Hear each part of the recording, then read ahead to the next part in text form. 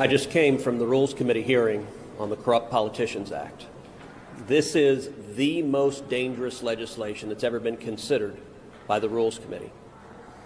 It is in the House H.R. 1, it is in the Senate S.1. That means it's the very first bill that was submitted by Nancy Pelosi and the Democrats, the very first bill that was submitted by Chuck Schumer and the Democrats. It is their number one priority.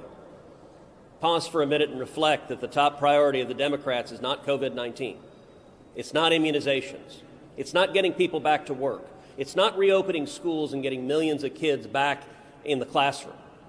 It is locking in power for the Democrats for the next 100 years. That is their overarching priority. How does it do this? The Corrupt Politicians Act mandates automatic voter registration whenever anyone has an interaction with the government, whether they have an interaction getting a welfare check, an unemployment check, whether they have a driver's license from the DMV, whether they attend a public university, everyone is registered. This bill is intended to and will register to vote millions of illegal aliens. That is exactly what the Democrats want to do with this bill, is register millions of illegal aliens. And the text of the bill acknowledges that, and it says the illegal aliens who are registered to vote, even though it's against the law for them to vote, they face no liability because they're automatically registered to vote. Not only that, this bill prevents the states from addressing that, from correcting the voter rolls, prevents the states from removing dead people from the voter rolls to facilitate voter fraud. Not only that, this bill mandates that criminals be allowed to vote, that all felons. Many states have very reasonable laws that prohibit felons from voting. The Democrats repeal every one of those laws. They mandate that murderers, that rapists, that child molesters be allowed to vote. Now, the reason the Democrats do that is they've made the determination that if millions of illegal aliens and millions of criminals are allowed to vote, that those voters are going to vote for Democrats, and they're going to keep Democrats in power forever. Beyond that, this bill strikes down the election integrity laws at the state level across the board. Photo ID laws, voter identification laws. 29 states have voter identification laws. By the way, about 80% of Americans support voter identification laws. The Corrupt Politicians Act strikes every one of those down. Among the states that have voter identification laws are Georgia, Arizona, and West Virginia. All three of those states have Democratic senators in this body. Those Democratic senators are saying to their states they're willing to strike down the voter identification laws that were adopted in those states. This bill mandates ballot harvesting, paid operatives from the Democratic National Committee collecting votes, going to a nursing home, collecting hundreds of votes, potentially throwing out the votes they don't like. It is an invitation to corruption. You know, in 2005, the Carter-Baker Commission was chaired by Democratic President Jimmy Carter, by Republican former Secretary of State James Baker, concluded that ballot harvesting poses a serious risk of voter fraud. So what does the Corrupt Politicians Act do? It incorporates it. Beyond that, this bill is also welfare for politicians. It provides a 6-to-1 match, federal taxpayer dollars going to politicians to fund their campaigns, hundreds of millions of dollars of federal money going to fund campaigns. And you know what this bill also says? The corrupt politicians can pay themselves a salary from the money from the federal government while they're running for office. This bill is of the Democrats, by the Democrats, and for the Democrats. It is designed to keep them in power. And a final point. For 50 years, the Federal Election Commission has been bipartisan. 3 Republicans, 3 Democrats. That has ensured some modicum of fairness. What does this bill do? It turns the Federal Election Commission into a partisan attack machine. Ask yourself right now, if Democrats have control of the Federal Election Commission, if Chuck Schumer is in charge of elections, you have Republican senators here. I can guarantee you every Republican senator is getting fined by the Chuck Schumer Federal Election Commission. Every Republican senator is getting sued by the Chuck Schumer Federal Election Commission. Every Republican senator is getting targeted. Why? This is not remotely an election integrity bill. This is a bill designed to steal your vote, to take it away and to give it to millions of illegal immigrants and criminals and it is a fundamental threat to our democracy. Ahead of tomorrow's meeting with the big tech leaders, what do you think of Zuckerberg's proposal to reform Section 230, make protections conditional based on whether the system... I'm happy to answer that elsewhere, but let's keep the topics of the questions on the border visit and the press being blocked out. There was that group of Republicans in the House that introduced a measure that would add some measures for security that would also create a path to citizenship for people who were in this country illegally. Is that something that any of you would support? Look, I'm sure that there will be ongoing debates about what to do concerning immigration. What we know for sure what not to do is what the Biden administration is doing now. It is an absolute crisis and disaster. No state is impacted more than my own state. The Biden administration is releasing illegal immigrants into Texas, is setting up detention facilities in Dallas, the convention center in downtown Dallas, is setting up detention facilities in Midland, Texas, against the wishes of the community. And they're releasing people who are criminal threats, who have criminal histories. They're releasing people who are testing positive for COVID, and they're not testing all the people they're releasing. And it is a public health threat, and the Biden administration refuses to acknowledge it and is trying to cover it up. There is a reason they don't want the press there. And I ask all of you to think for a moment how you would react, how your network would react, how MSNBC would react if the Trump administration said no press at the border. You would have lost your mind. You would have lit your hair on fire and been screaming on air all day long.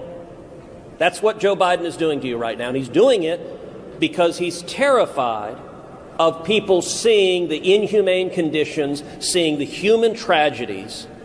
And I've been down to the border many times, seeing the little boys and little girls that are being physically assaulted, that are being sexually assaulted, that the reports are packed so closely that the kids are having to sleep on their sides in the midst of a pandemic.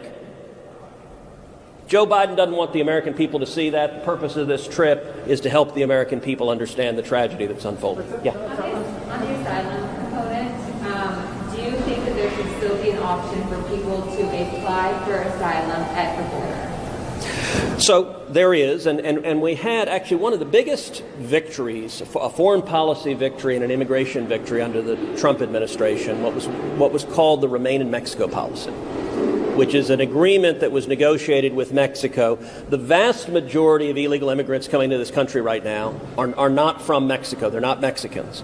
A great many of them are Central Americans who are crossing illegally into Mexico, traveling through Mexico, and then trying to cross illegally into the United States.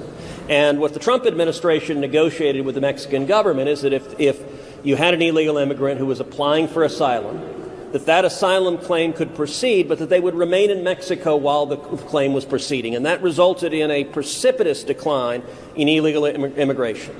When Joe Biden got elected president, one of the very first things he did was rip up that international agreement, just effectively threw it in the trash. And as a result, we're bringing all those folks here, even though they're testing positive for COVID, at a much, much higher rate than the U.S. population, and it is irresponsible. It doesn't make sense. The Remain in Mexico policy was a sound and reasonable policy that allowed the asylum process to move forward without encouraging illegal immigration. Anyone else? Just real quick. Yeah. I don't know the exact figure today, but a very high percentage of asylum claims are denied. And the reason we had this flood is because we had set such a low bar on an asylum claim based on credible fear that people coming would just be let in the country and their claim would never really be adjudicated. It'd go on for years. So that's a huge incentive for people to come. What's so sad about the current situation is President Trump, with those agreements in Central America with the MPP program, have pretty well solved the problem, stopped the flow of family units and unaccompanied children that are exploiting that asylum law. And then President Biden just blew that all up. We're also well on our way to fixing this issue of single adults as well by completing the fence, the wall. We have 250 miles yet to go, and it's basically paid for. We're going to be paying the money whether we build it or not, and he stopped building that wall as well. So again, we were so close, and this kind of gets to the other gentleman's question. We want to solve the problem, but you have to start with securing the border. And under the Trump administration, we were so close to accomplishing that, and that's all been blown up right now. And we are back to not only square one, we are so far behind where we were even under the Obama administration. It's just a tragedy. Just a tragedy. The Biden administration says that the asylum process was completely dismantled under the Trump administration. So, with that said, how should this asylum process be rebuilt other than remain in Mexico? Should there be any sort of asylum? How many asylum seekers should be let in? So under Obama, they develop a process, and this is what they're talking about, of apprehending. They don't even have to try and catch because people turn themselves in.